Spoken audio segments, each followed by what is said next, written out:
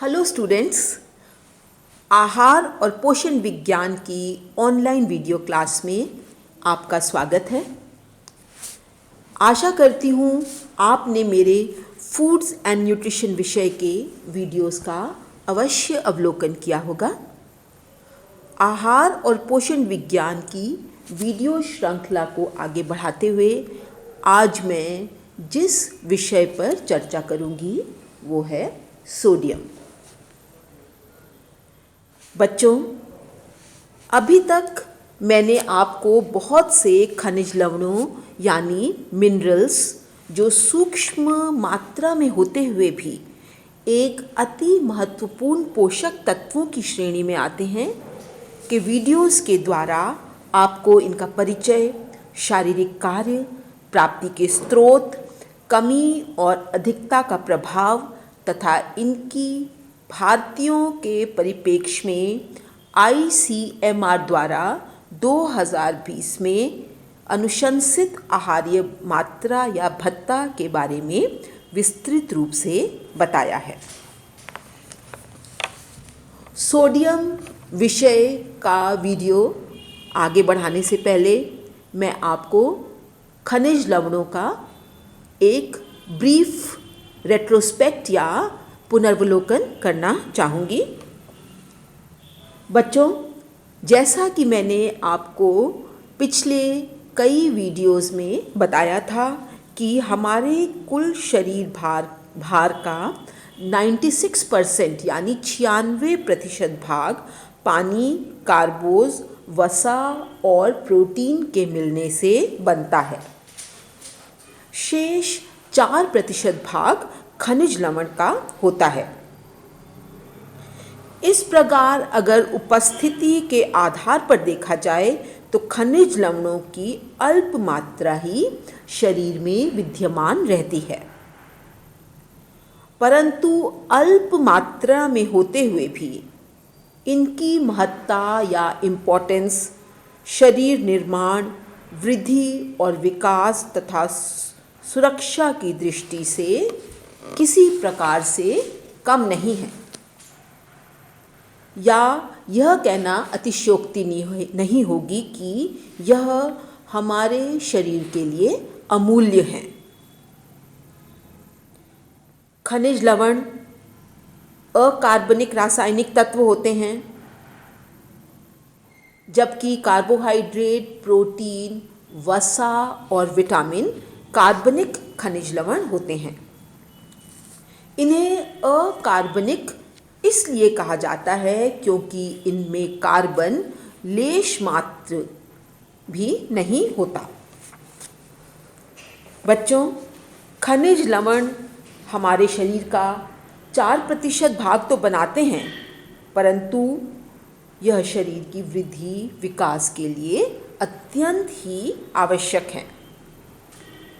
जैसा कि मैंने आपको पूर्व के वीडियो में बताया था, खनिज लवणों को उनकी शरीर में सांद्रता के आधार पर 2 वर्गों में बांटा जाता है। मुख्य खनिज लवण जिन्हें मेजर मिनरल एलिमेंट्स कहते हैं, और दूसरा गौण या अत्यंत अल्प मात्रीय खनिज लवण जिन्हें ट्रेस मिनरल एलिमेंट्स या माइक्रो मिनरल एलिमेंट्स कहा जाता है। मुख्य खनिज लवणों के अंतर्गत calcium, phosphorus, potassium, sodium, chlorine, magnesium आदि आते हैं, जबकि गौण खनिज लवणों के अंतर्गत लोहा, मैंगनीज, तांबा, फ्लोरीन, ब्रोमीन तथा और कई अन्य खनिज लवण आते हैं।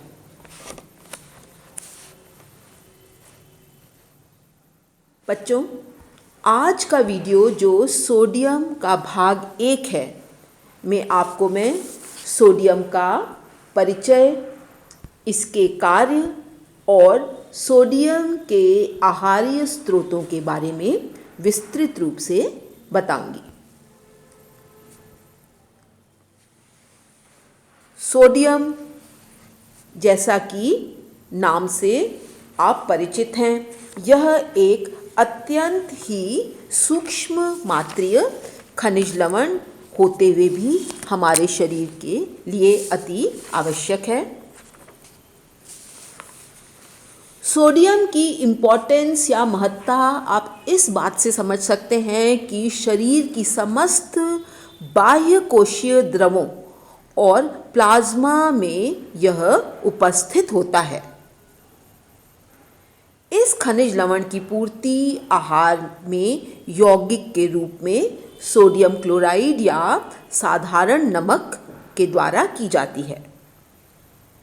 नमक, जिसके बिना कोई भी भोजन अधूरा है, इसके बिना किसी भी नमकीन भोजन में स्वाद नहीं आता, यह और कुछ नहीं सोडियम क्लोराइड है। तो नमक में सोडियम एक अभिन्न अंग है तथा नमक का रासायनिक नाम इसलिए सोडियम क्लोराइड है। बच्चों, आहार द्वारा लिया गया समस्त सोडियम, चाहे वह नमक के द्वारा हो चाहे अन्य भोज्य पदार्थों के द्वारा, वह शरीर द्वारा अवशोषित हो जाता है। सोडियम सामान्यतः सभी भोज्य पदार्थों में विद्यमान रहता है और जैसा कि मैंने आपको बताया, यह क्लोरीन के साथ मिलकर सोडियम क्लोराइड के रूप में प्रकृति में विद्यमान रहता है। यद्यपि सोडियम सभी भोज्य पदार्थों में अल्प या अधिक मात्रा में उपस्थित रहता है, फिर भी इसका शुद्ध रूप साधारण नमक है जो प्रत्येक व्यक्ति प्रतिदिन अपने आहार में ग्रहण करता है। हमारे दैनिक क्रियाकलापों को संपन्न करने के लिए सोडियम आवश्यक होता है। हमारे हर भोजन में, चाहे वो दाल हो, सब्जी हो, मांस, मछली आदि में नमक डाला जाता है, जो भोजन को स्वादिष्ट तो बनाता ही है, हमारी क्षुधा पूर्ति भी करता है और शरीर में नमक की पूर्ति भी करता है। आगे के इसी वीडियो के भाग में मैं आपको इस सोडियम के जो महत्वपूर्ण कार्य हैं उनके बारे में बताऊंगी। बच्चों, सोडियम शरीर में अम्ल क्षार संतुलन को बनाए रखने में अहम भूमिका निभाता है। सोडियम क्लोरीन के साथ मिलकर सोडियम क्लोराइड तो बनाता ही है, साथ ही यह सोडियम कार्बोनेट, सोडियम फॉस्फेट और प्रोटीनेट के रूप में भी शरीर में विद्यमान रहता है। एक स्वस्थ वयस्क व्यक्ति के शरीर में लगभग 120 ग्राम सोडियम उपस्थित होता है। इसका लगभग आधा भाग बाह्य कोशिकीय रस, जिसे एक्स्ट्रा सेल्यूलर फ्लूइड कहते हैं, में उपस्थित रहता है। स्टूडेंट्स, ये बाह्य कोशिकीय द्रव क्या होता है? बाह्य कोशिकीय द्रव से तात्पर्य है कोशिका के बाहर उपस्थित वह तरल पदार्थ जो कोशिका को घेरे रखता है। बाह्य कोशीय द्रव का एक उदाहरण है रक्त प्लाज्मा।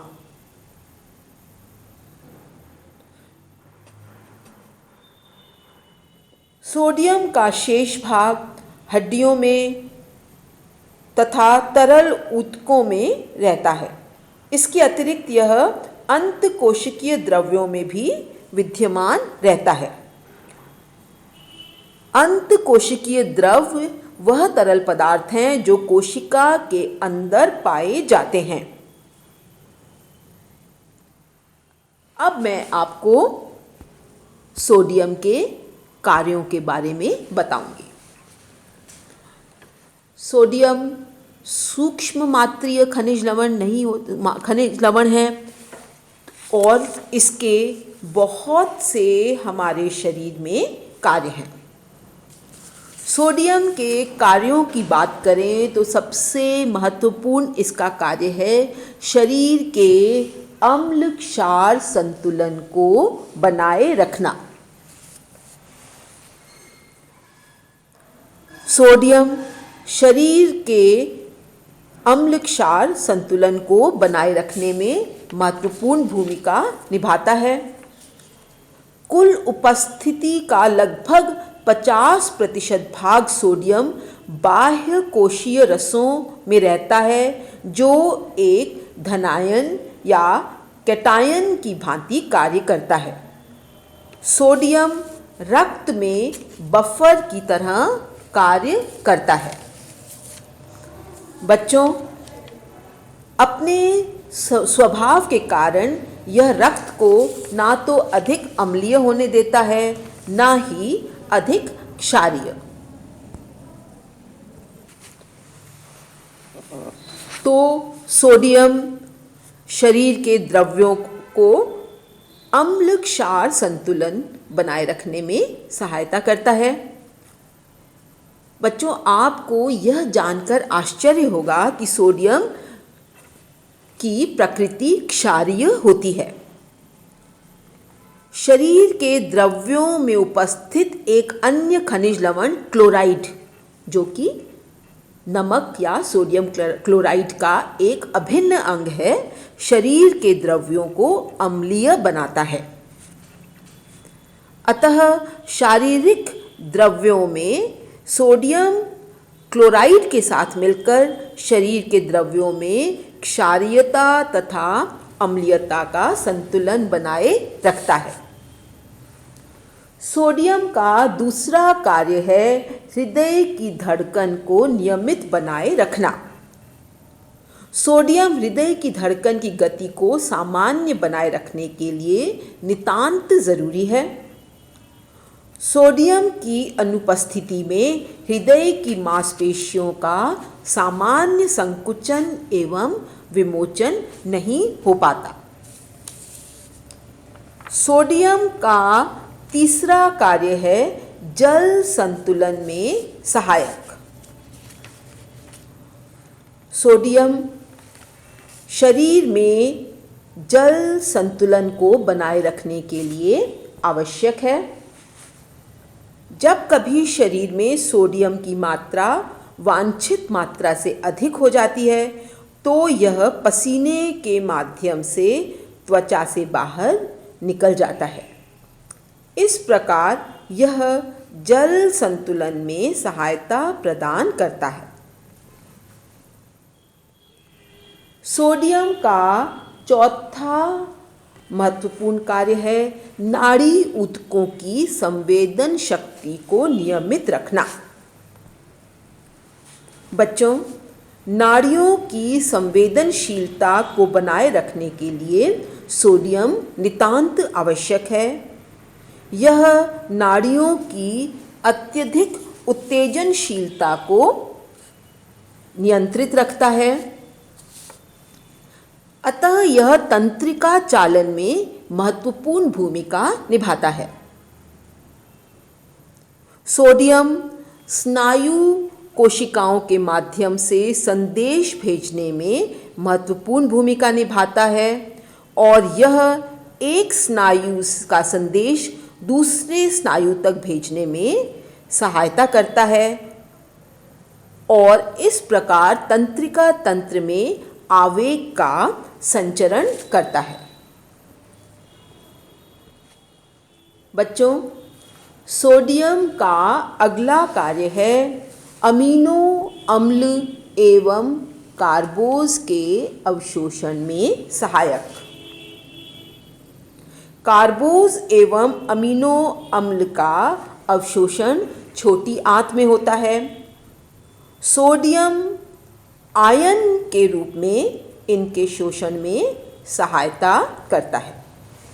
सोडियम आयन को हम इस प्रकार दर्शाते हैं Na+। सोडियम का अगला कार्य है रसाकर्षण दबाव, जिसको कि हम ऑस्मोसिस भी कहते हैं, को नियमित रखने में सहायक। बच्चों, सोडियम कोशिका के बाहर पाए जाने वाले द्रव्य का मुख्य खनिज लवण है। इस प्रकार सोडियम द्रव्य संतुलन बनाए रखता है। रक्तवारी या ब्लड प्लाज्मा तथा तरल ऊतकों के रसाकर्षण दबाव या ऑस्मोसिस को नियमित करने में सोडियम की महत्वपूर्ण भूमिका होती है। सोडियम रक्त के उचित संगठन को बनाए रखने में सहायता पहुंचाता है और रक्त को ना तो अधिक पतला और ना ही अधिक गाढ़ा होने देता है। अतः रक्त को कोलॉइडल घोल के रूप में बनाए रखने में सोडियम सहायता करता है। अगर हम ऑस्मोसिस या रसाकर्षण के परिप्रेक्ष्य में देखें तो सोडियम कोशिका झिल्ली को पार करने में सक्षम होता है। इस कारण यह विभिन्न पदार्थों को कोशिकाओं में प्रवेश व निकलने में नियंत्रित करता है। सोडियम का अगला कार्य है मांसपेशियों के संकुचन में सहायक। मांसपेशियों का संकुचन भी सोडियम का महत्वपूर्ण कार्य है, क्योंकि सोडियम मांसपेशियों के संकुचन एवं प्रसारण के लिए एक अत्यंत महत्वपूर्ण लवण है। सोडियम की कमी से मांसपेशियां या तो शिथिल पड़ जाती हैं या उनमें अकड़न या क्रैम्प्स भी पड़ने लगते हैं। सोडियम का अगला कार्य है समस्त अंगों की क्रियाशीलता में सहायक। सभी अंगों में मांसपेशियां होती हैं और उनको क्रियाशील रहना आवश्यक है। अतः सोडियम समस्त अंगों की क्रियाशीलता में सहायता करता है और इसमें एक महत्वपूर्ण भूमिका निभाता है। अब मैं आपको सोडियम प्राप्ति के स्रोतों के बारे में बताऊंगी। सोडियम प्राप्ति के स्रोतों की बात करें तो बच्चों, जैसे मैंने आपको इस वीडियो के प्रारंभ में बताया था कि सभी भोज्य पदार्थों में कुछ मात्रा में सोडियम अवश्य उपस्थित होता है, परंतु सोडियम प्राप्ति के स्रोतों के संदर्भ में अगर देखा जाए तो टेबल सॉल्ट या जिसको कि हम साधारण नमक कहते हैं और जिसका नाम सोडियम क्लोराइड है, वह सोडियम प्राप्ति का सबसे उच्च स्रोत है। बच्चों, आपको मालूम है कि हमारे भोजन में किस पदार्थ में सबसे अधिक सोडियम होता है? वो है टेबल सॉल्ट या खाने वाला नमक, जिसको हम सोडियम क्लोराइड कहते हैं। नमक एक खनिज पदार्थ है और इसमें सोडियम और क्लोराइड दोनों उपस्थित होते हैं। नमक में करीबन 39% सोडियम और 61% क्लोराइड उपस्थित होता है।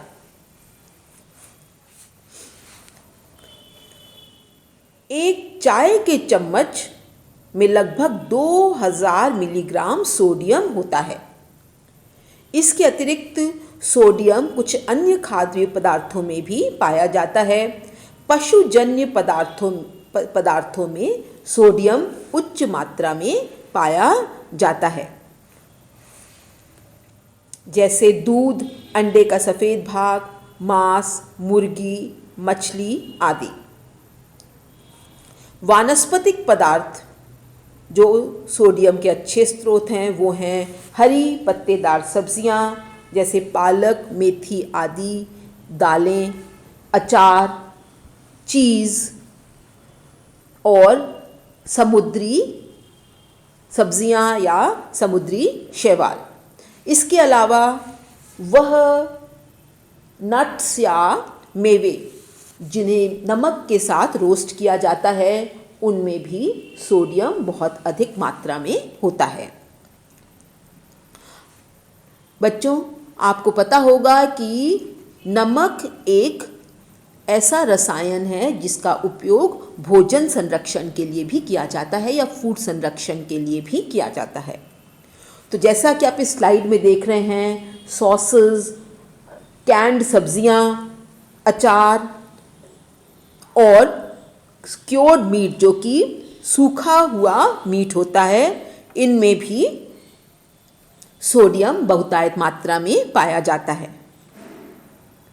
इसके अतिरिक्त फास्ट फूड्स का स्वाद बनाए रखने के लिए, उन्हें लोगों में लोकप्रिय बनाने के लिए भी सोडियम आवश्यकता से अधिक मात्रा में डाला जाता है। शरीर में सोडियम का निष्कासन मूत्र, पसीने और मल द्वारा होता है। क्योंकि गर्मियों में हमें अधिक पसीना आता है, इस कारण गर्मियों में सोडियम का निष्कासन पसीने के साथ अधिक होता है। इसके अतिरिक्त कई ऐसे रोग हैं जिनमें शरीर से जल का अधिक निष्कासन होता है, जैसे डायरिया, दस्त आदि। इन रोगों में भी सोडियम का निष्कासन अधिक मात्रा में हो जाता है। शरीर से सोडियम का अधिक निष्कासन शरीर पर बुरा प्रभाव डालता है, क्योंकि यह शरीर के द्रव्य संतुलन को प्रभावित करता है। अतः ऐसी स्थिति में उचित इलाज अनिवार्य है। सामान्यतः अगर शरीर से अधिक मात्रा में सोडियम जल के साथ निष्कासित हो जाता है, तो शरीर जो है वह डिहाइड्रेशन या निर्जलीकरण की स्थिति में आ जाता है, जो कई बार मृत्यु का कारण भी बनती है। ऐसी स्थिति में तरल पदार्थों तथा नमक या लवणों का सेवन बढ़ा दिया जाता है, ताकि शरीर में सोडियम और जल की पूर्ति हो जाए और शरीर सामान्य स्थिति में आकर उसका जल संतुलन या वाटर बैलेंस नॉर्मल बना रहे। बच्चों, आज के वीडियो में मैंने आपको सोडियम के संदर्भ में 3 एस्पेक्ट्स पे बात की। पहला, आपको मैंने सोडियम का परिचय तथा वह किस सूक्ष्म मात्रीय खनिज लवण के अंतर्गत आता है उसके बारे में बताया। इसके उपरांत मैंने सोडियम के शारीरिक कार्यों के बारे में विस्तृत रूप से बताया और आपको सोडियम प्राप्ति के स्रोतों के बारे में भी ज्ञान दिया। आशा करती हूँ यह वीडियो आपके लिए लाभदायक होगा तथा इसका उपयोग आप अपने दैनिक जीवन में, साथ में अपने सोडियम की नॉलेज को बढ़ाने के लिए तथा सोडियम के स्रोतों का उपयोग करने के लिए, चाहे हमें कुछ परिस्थितियों में कम करना होता है, कुछ में अधिक, अब आप जान गए होंगे। इसके अलावा सोडियम क्लोराइड जो कि साधारण नमक है, वह सोडियम का उच्च स्रोत है, इसका भी आपको पता चल गया होगा। इसी वीडियो के दूसरे भाग में मैं आपको सोडियम की कमी का और अधिकता का शरीर पर क्या प्रभाव पड़ता है तथा उसकी अनुशंसित आहार्य भत्ता या कितनी मात्रा में हमें उसे रोज़ लेना आवश्यक है, इसके बारे में बताऊंगी। धन्यवाद।